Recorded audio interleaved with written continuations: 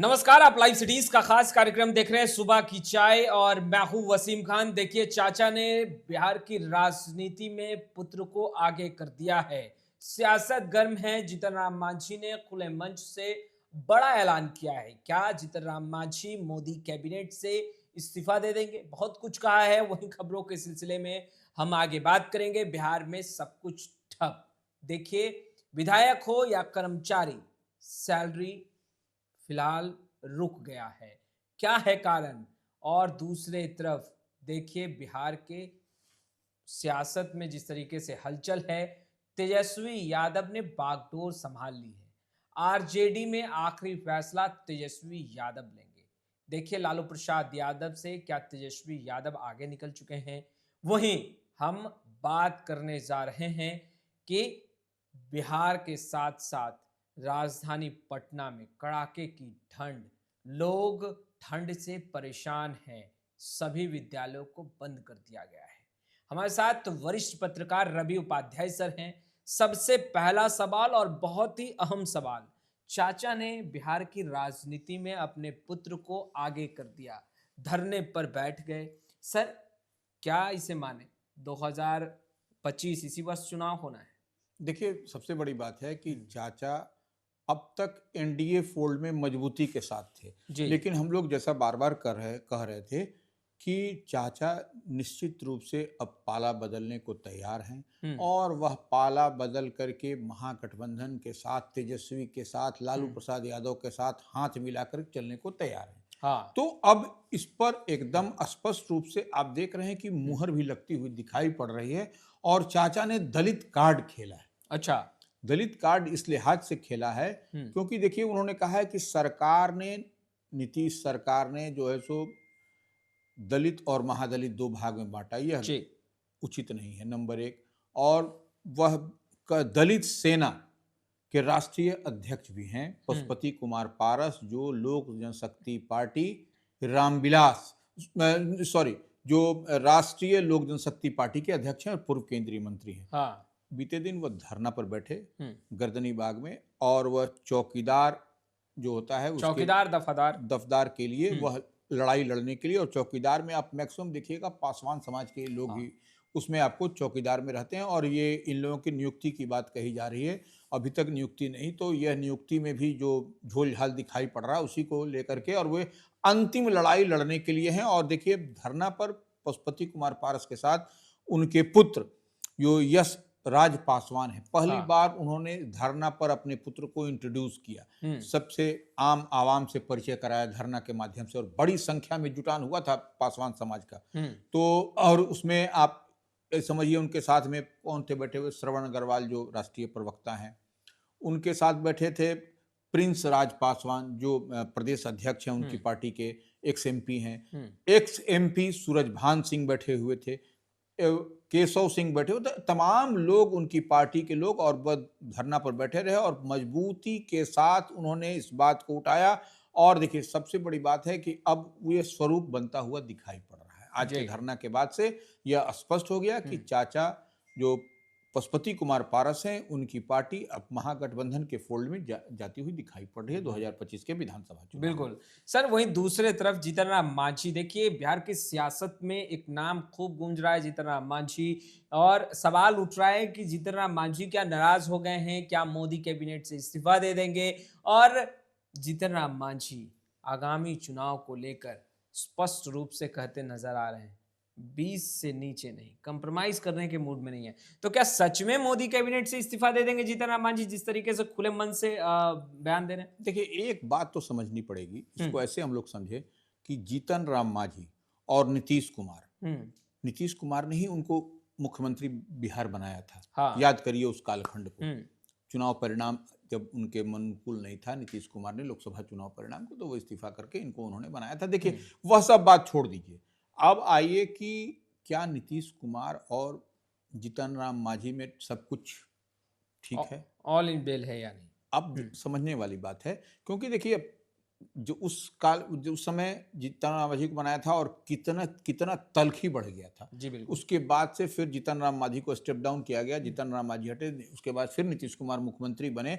या उस थोड़ा सा हम अपने लाइव सीरीज के व्यूअर्स को बता रहे हैं क्योंकि हमारी बात में कहीं ना कहीं वो समझेंगे तभी कोई बात होगा। बिल्कुल। और फिर देखिए परिस्थिति बदली, अभी लोग एनडीए फोल्ड में ही हैं। जीतन राम मांझी, नीतीश कुमार चेहरा है बिहार में, मुख्यमंत्री हैं, जदयू के राष्ट्रीय अध्यक्ष हैं, जेडीयू के। तो इतनी बात तो तय है कि अब जो बीते दिन आपने देखा कि उनका बयान जो है सो जिस तरीके से जीतन राम मांझी कह रहे हैं कि 40 सीट जो है सो उनकी पार्टी के जो सिपाही हैं, सिपाही कहने का मतलब जो कार्यकर्ता हैं वो लोग का डिमांड है, और कम से कम 20 सीट चाहिए।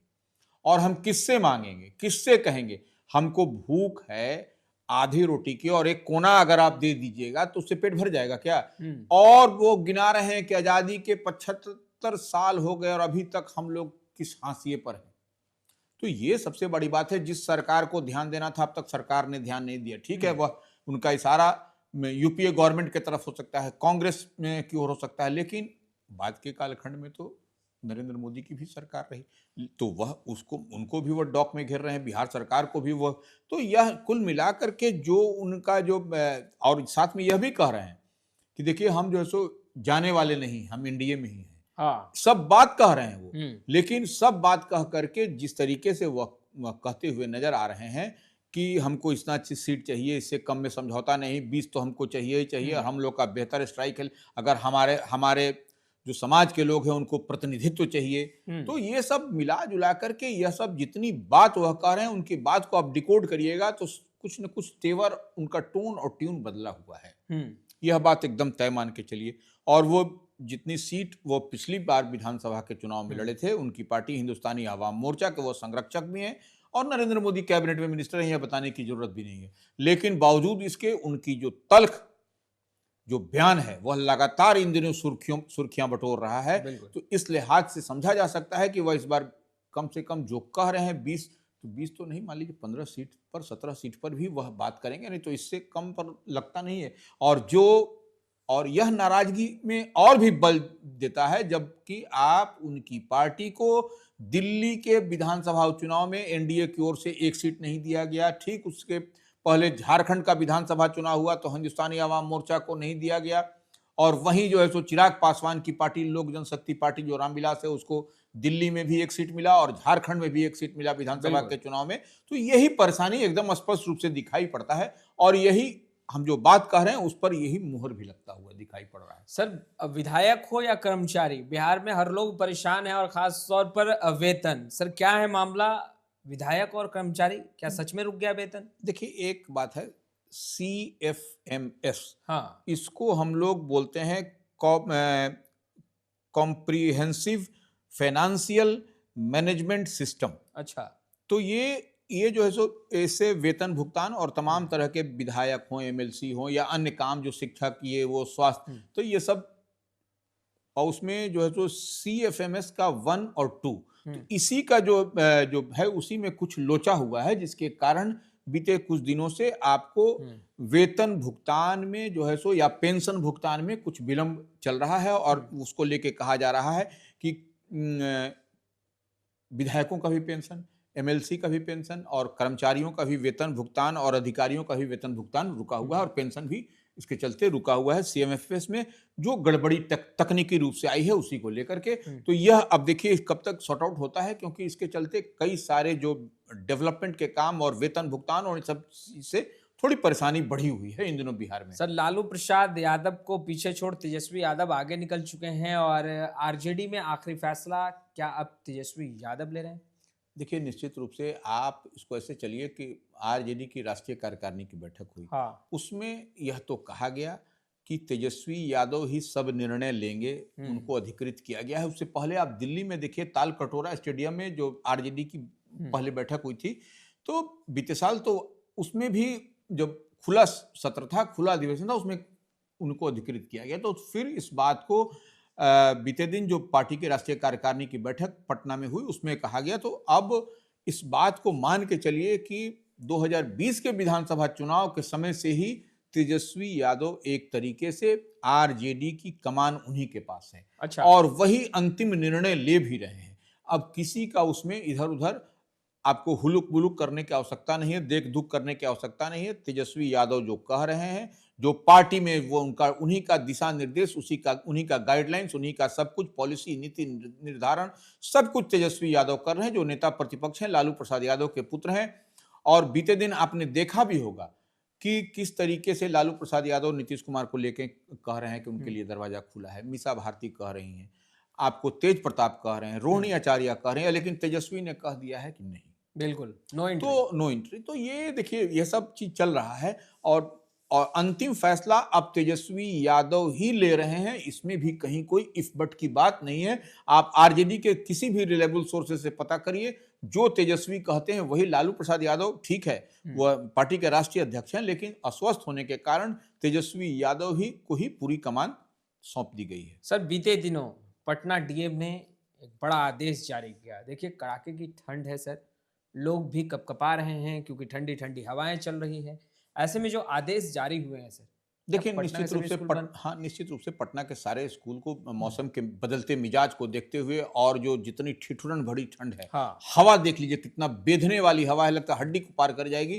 तो वो हवा को देखते हुए और बच्चों का स्कूल जाना, तो ऐसे में निश्चित रूप से उनका स्वास्थ्य खराब होगा। तो उसको देखते हुए एहतियातन पटना जिला प्रशासन ने आपको 23 जनवरी तक के लिए स्कूल को बंद कर रखने का आदेश दिया, या सरकारी हो या निजी। उसमें 8वीं तक के क्लास को इसमें दोस्तों ये रोक लगाया गया कि आपको बच्चा को मत भेजिए, नहीं तो स्वास्थ्य का उसका गलत इम्पैक्ट पड़ेगा। तो इस लिहाज से पटना में के सभी स्कूल और पटना के सब जगह डीएम जहाँ जहाँ पर इस तरीके से है, सब जगह स्कूल के वही स्थिति कमोबेश है।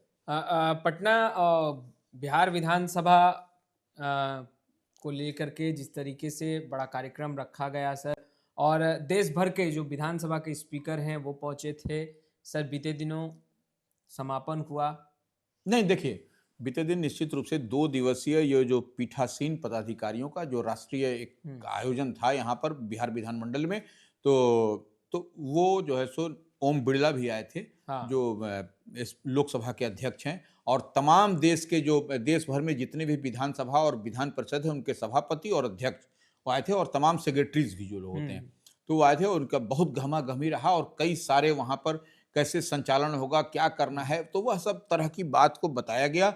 और ये बेहतर लेकिन अमूमन ये हमेशा होता है इस तरीके का। तो यहाँ पर बीते दिन हुआ, उसका समापन बहुत ग्रैंड हुआ, इसमें भी कहीं दो मत नहीं। तो वह अब समाप्त हो गया है। सब लोग अपने अपने राज्य में प्रस्थान भी अधिकांश लोग करते हुए दिखाई पड़े हैं। लेकिन एक बात और है जी, इन सब के बीच मुख्यमंत्री नीतीश कुमार अपनी प्रगति यात्रा पर हैं। बिल्कुल, वो यात्रा पर हैं, और नीतीश कुमार देखिए कहां पर हिट कर रहे हैं। वो जो अल्पसंख्यक बहुल इलाका है, बिल्कुल किशनगंज, बीते दिनों किशनगंज में थे, बड़ी बैठक भी बिल्कुल, तो वो किशनगंज अपना उस तरफ का सुपौल किशनगंज, वो अपना उस एरिया को पूरा जा रहे हैं और सब कुछ रिव्यू कर रहे हैं कि अल्पसंख्यकों में क्या मैसेज है, वो देखिए समझना भी चाह रहे हैं क्या है। क्योंकि 2025 में विधानसभा का चुनाव हो रहा है।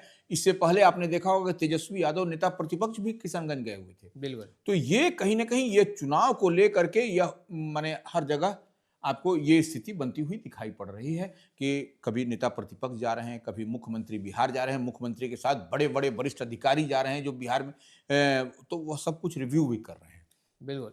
तो आपने सुना वरिष्ठ पत्रकार रवि उपाध्याय सर को। फिलहाल इस वीडियो में इतना ही। अब तक आपने हमारे चैनल को सब्सक्राइब नहीं किया है, तुरंत सब्सक्राइब कर ले। आपका बहुत बहुत शुक्रिया।